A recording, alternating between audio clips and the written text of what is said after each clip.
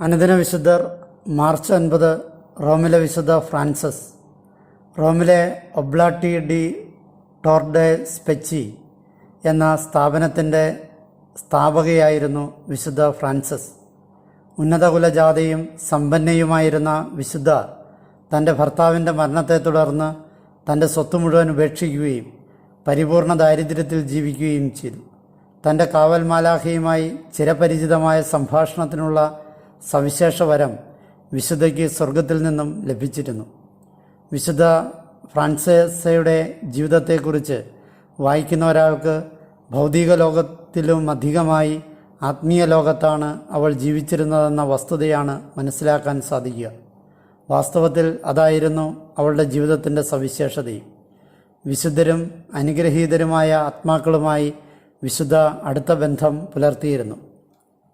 കന്യകയായിരുന്നപ്പോഴത്തെയും അമ്മയായിരുന്നപ്പോഴത്തേതും ആത്മീയ ജീവിതം നയിച്ചപ്പോഴത്തേതുമായ വിശുദ്ധ ഫ്രാൻസിസിൻ്റെ ജീവിതത്തിലെ 3 ഘട്ടങ്ങളിലും പ്രത്യേക പദവിയുള്ള 3 മാലാഖമാർ വിശുദ്ധയെ അകമ്പടി സേവിച്ചിരുന്നു എന്ന് പറയപ്പെടുന്നു. നരകത്തിൻ്റെ കടന്നാക്രമണങ്ങളിൽ വീഴാതെ പടിപടിയായി അവൾ ആത്മീയ പൂർണ്ണതയിലേക്ക് ആനയിക്കപ്പെട്ടു.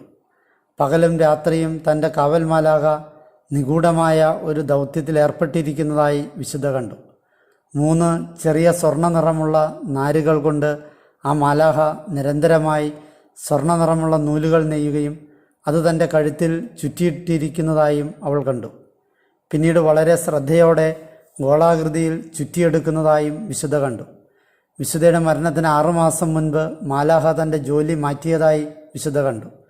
നൂലുണ്ടാക്കിക്കൊണ്ടിരിക്കുന്ന ജോലി മാറ്റി തൻ്റെ കയ്യിലുള്ള മനോഹരമായ നൂലുകൾ കൊണ്ട് വ്യത്യസ്ത വലിപ്പത്തിലുള്ള 3 ചവിട്ടുപായകൾ കാർപ്പറ്റുകൾ മാലാഖ നെയ്തു.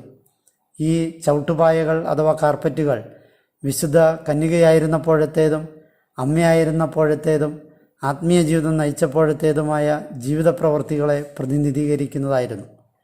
വിശുദ്ധ ഫ്രാൻസിസയുടെ മരണത്തിന് കുറച്ചു മുൻപ് മാലാഖ വളരെ ധൃതിയോടുകൂടിയായിരുന്നു തൻ്റെ ജോലി ചെയ്തിരുന്നതെന്ന് വിശുദ്ധ ശ്രദ്ധിച്ചു. മാത്രമല്ല മാലാഖയുടെ മുഖം മുൻപെങ്ങുമില്ലാത്ത വിധം സന്തോഷഭരിതമായിരുന്നു. അവസാനത്തെ ചവിട്ടുപായ അതിനു വേണ്ടുന്ന നീളത്തിൽ നെയ്തു കഴിഞ്ഞ അതേ നിമിഷം തന്നെ വിശുദ്ധയുടെ ആത്മാവ് നിത്യാനന്ദം പുൽകി.